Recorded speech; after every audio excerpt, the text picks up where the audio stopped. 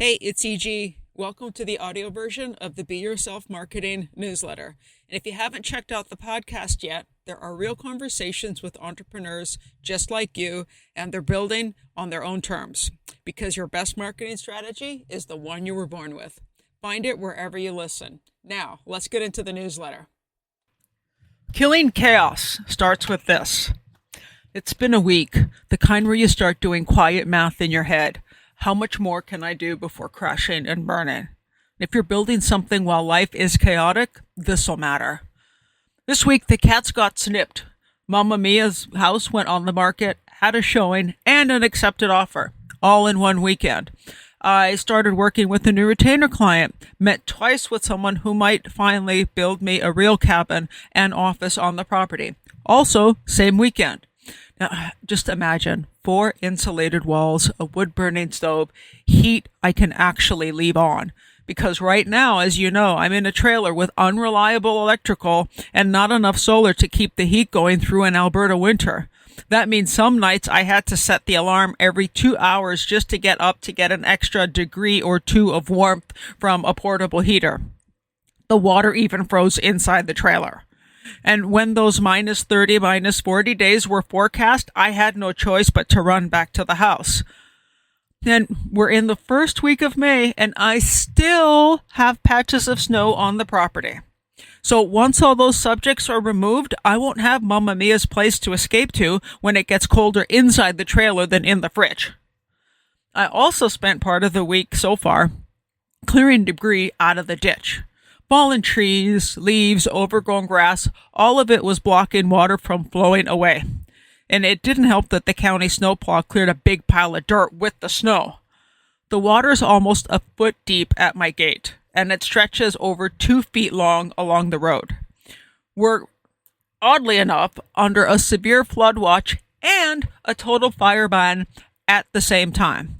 I'm still not really sure how those two go together, but other than the Alberta saying, if you don't like the weather, wait 5 minutes. I have no idea how that happens. Also this week, county came out to inspect the damage for the massive runoff created from all that record snowfall that some of it is still sitting on my property. They found an abandoned culvert that they said they'll fix, quote unquote, sometime this summer. That's totally fine with me. So at least there's that. I have one less thing I don't need to pay for, which can get pretty expensive, as you've heard. Then yesterday afternoon, I got on a weekly call with an accountability group and I walked them through all of it in a lot more detail. What's on my plate, what got done, why everything felt like I was just running around putting out fires at the 11th hour before things went boom. And when I finished, their instinct was to suggest I scale back on this newsletter. Here's the part we tend to get wrong. And I don't blame them, but on the surface, it makes complete sense, given how many issues that go out a week and the time it takes to write and record them. But it also told me exactly what was missing from my message. See, they're newer to writing newsletters. They're still building. And when they heard everything on my plate, that's where their head went. Newsletter equals a lot of work, and a lot of work equals something to cut when things get heavy. Except I never specifically said the newsletter was overwhelming. Now, it is time-consuming, but I never said the newsletter was a problem. I just described everything I was doing, and they filled in the rest. So I had to add the piece that I'd left out. This newsletter and its income streams cover every business expense I have, and then some. Now, it may not be a cruise the Mediterranean kind of money, but it is real money, and right now, it's the thing that's working. And the moment I said that, their whole read of the situation changed. Same conversation, new context, completely different conclusion. Then we talked about LinkedIn. Now, I'm posting more, commenting more, spending more time, yet my own engagement's going down. But they're getting strong results from it right now. So naturally, their instinct was, well, dig in, test something, and figure it out, which is usually right. But again, once I filled in some blanks, LinkedIn isn't currently generating income for me, directly or indirectly. And that time that it takes to go somewhere that either is producing income or spending it so that I can literally survive in Alberta winter, I have to pick and choose. They got it immediately. Right. So scale back on LinkedIn, protect the newsletter.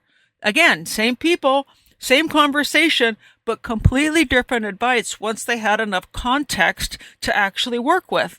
Nothing changed except the context. And just like that, the chaos disappeared a little. It's not that it's bad advice, it's just incomplete information. There's a story. It's often credited to Hemingway, and there's a bet that's involved. Could you write a complete story in 6 words? Well, Hemingway did. Here it is. For sale. Baby shoes, never worn. And it works because your brain rushes to fill in those blanks.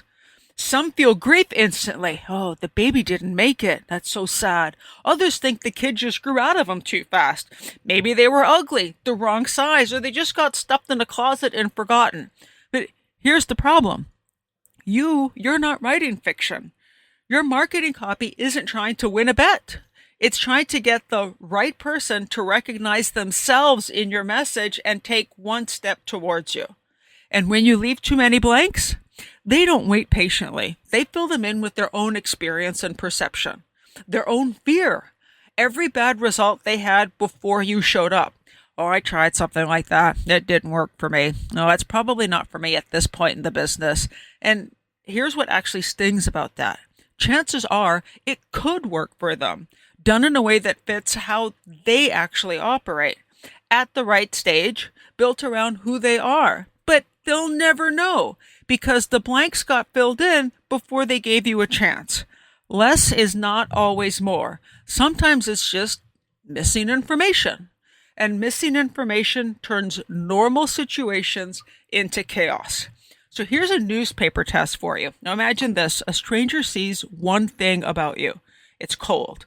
There's no context. There's no build-up. Just the words. Your email subject line and a preview text maybe, or the first line of your LinkedIn post before the read more link.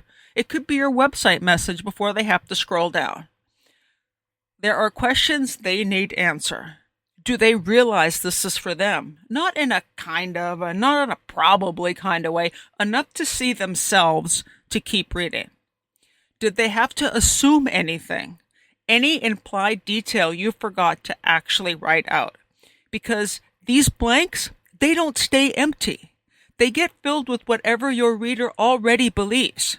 So try it for yourself this week. Instead of going on autopilot through social media or your email, slow down a little and notice the things you would normally skip. An email you were about to delete without opening. A post you almost scrolled past. Ask yourself why you were about to skip it. Then read it anyway. Was your instinct right?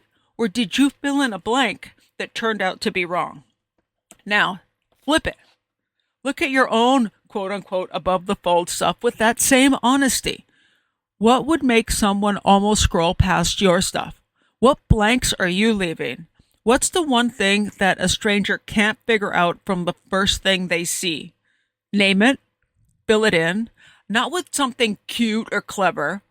That's just more confusion. Make it clear. Fix one blank, just one. Then let me know what you changed, because most of what feels like chaos is really just missing context. Make it a great context-filled week.